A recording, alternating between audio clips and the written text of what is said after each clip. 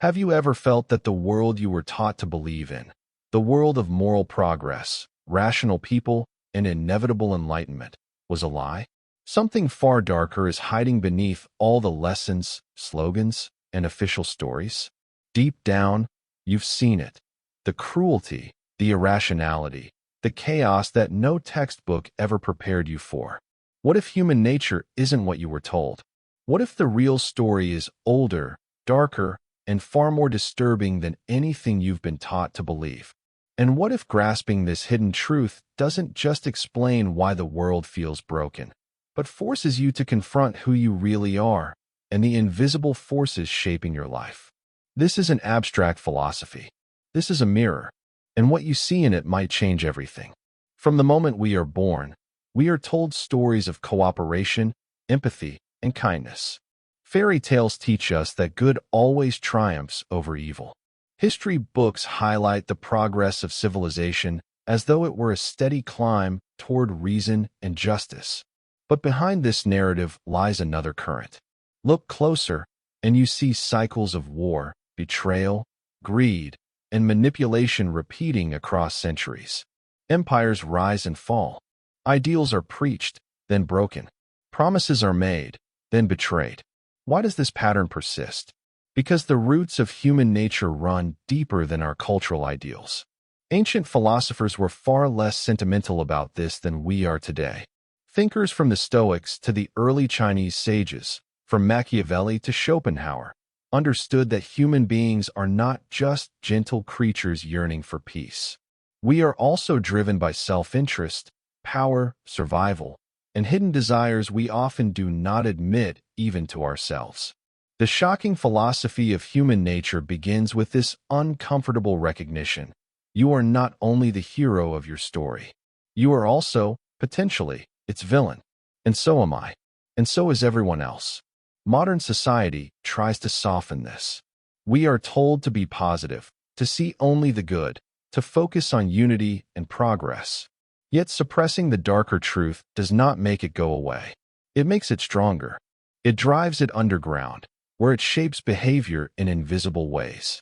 Every time you are disappointed by a friend, betrayed by a colleague, manipulated by a leader, or deceived by a stranger, you are encountering this suppressed reality. It is not an accident. It is a feature of what we are. But here is where the story gets even more interesting. Recognizing the darker aspects of human nature is not about becoming cynical. It is about becoming conscious. Once you acknowledge that people, including you, harbor self-interest, fears, and instincts that may conflict with their stated values, you begin to see clearly. You stop being naive. You start to make decisions rooted in reality rather than wishful thinking. This is the first step toward true wisdom. Consider how often history repeats itself.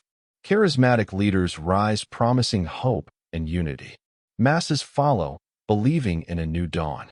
Eventually, corruption, power struggles, and betrayal surface, and the cycle starts again. We shake our heads, asking, how could this happen? The answer is simple. It happens because human nature does not change with slogans or promises. It changes only when individuals confront their own shadows. The shocking philosophy you were never taught is that civilization is built not on the eradication of our darker impulses, but on learning to manage and integrate them. Even at the personal level, this plays out. Think about relationships. At first, everything feels pure, generous, open. Over time, subtle competitions emerge. Who gives more? Who takes more? Who sacrifices? Who benefits? Unspoken resentments build. If ignored, they can explode. Yet if recognized and addressed honestly, they can deepen intimacy and trust. This is the paradox at the heart of being human. Your capacity for empathy and your capacity for self-interest are intertwined. Ignoring one distorts the other. Philosophers like Nietzsche warned that denying the will to power, our natural drive for influence and significance, only makes it erupt in destructive ways. Carl Jung spoke of the shadow, the parts of ourselves we repress because they do not fit our idealized self-image. He argued that integrating the shadow, owning it, understanding it, is essential to becoming whole. This is not a lesson most schools teach. Instead, we are given moral slogans without the deeper psychological context, leaving us unprepared for the realities of life. But you do not have to stay unprepared. You can begin to see the pattern. You can start to question the comforting myths and replace them with deeper insight. When you do, something remarkable happens. Instead of feeling disillusioned, you feel liberated. You stop expecting perfection from yourself or others. You develop resilience. You begin to anticipate hidden motives without becoming paranoid, to sense the deeper currents under people's words and actions. This is the beginning of real self-mastery. It may sound unsettling at first. After all, no one likes to think of themselves as capable of selfishness, manipulation, or betrayal. Yet embracing this possibility does not make you worse. It makes you wiser. It allows you to recognize temptation and choose differently. It gives you the clarity to set boundaries, to discern whom to trust, to navigate the complexities of work, love, and community with open eyes. This is not about pessimism. It is about power, the quiet power of self-awareness. Imagine for a moment that every conflict you see on the world stage, every disappointment you feel in your personal life, every scandal that rocks society, is not an exception but an expression of the underlying human condition. Imagine how much pain could be avoided if we were taught this from the beginning, not as a cause for despair, but as a call to grow beyond our illusions. This is the message hidden in the shocking philosophy of human nature. It is not meant to scare you. It is meant to awaken you. An awakening is exactly what it feels like. You begin to notice patterns that were invisible before. You start to see how people's words and actions often diverge, including your own. You see that ideals matter, but life demands something more: honesty, courage, and action. They must be balanced with honest recognition of our instincts. Only then can you build relationships, communities, and even nations that are resilient rather than fragile. Only then can you move from being a passive participant in history to an active shaper of it. The reason you were never taught this is not entirely sinister. It is uncomfortable. It challenges cherished beliefs about progress, goodness, and destiny. But discomfort is the price of real knowledge. When you lean into it, you discover something surprising. Beneath the harsh realism is a deeper, more authentic form of hope. Not the hope of naive optimism, but the hope of grounded strength. Because when you see reality clearly, you can work with it instead of against it. When you finally understand that human nature is not a clean slate waiting to be written upon, but a complex tapestry of drives, fears, hopes, and instincts, you begin to see why so many of our collective efforts go astray. Idealistic movements crumble, utopias dissolve into chaos, and even personal resolutions fade. Not because the ideals are bad, but because they collide with the unacknowledged forces within us. This recognition can feel like a loss of innocence, but it is also the beginning of maturity. To see clearly is to step into adulthood at the deepest psychological and spiritual level. This is why the great teachers throughout history, from the Buddha to Epictetus, did not sugarcoat human suffering or human folly. They invited us instead to observe, to witness, to become aware of the patterns inside ourselves. Awareness is the first act of freedom. As long as you believe the myth that people, including you, are purely good or purely rational, you remain enslaved to disappointment. But when you see the whole picture, you can start to take responsibility for your impulses, your choices, and your impact. The shocking philosophy of human nature is not an argument for despair. It is an invitation to responsibility. It says, you cannot control the darkness in others, but you can confront and integrate the darkness in yourself. You cannot prevent every betrayal or every injustice, but you can learn to respond rather than react, to choose rather than be swept away. This is what the Stoics meant by inner freedom. This is what Jung meant by individuation. This is what every authentic spiritual path points toward: wholeness rather than denial. One of the most powerful shifts you can make is to stop looking for perfect heroes and start cultivating principled allies, including the ally within yourself. When you stop expecting flawless saviors, you stop being manipulated by charisma. When you stop pretending you have no shadow, you stop being driven by it unconsciously. This does not make the world less beautiful. It makes it more real. And reality, once embraced, can be worked with, shaped, and transformed. Think of the relationships you admire most, the ones that endure storms and come out stronger. They are not built on the denial of flaws, but on honest acknowledgement of them. Two people who know their own tendencies towards selfishness or fear can communicate openly, set boundaries, and forgive sincerely.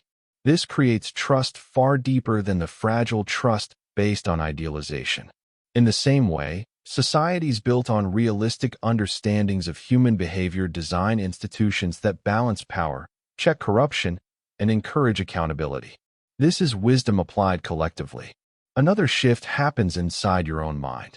When you accept that you are a bundle of light and shadow, you become less harsh with yourself.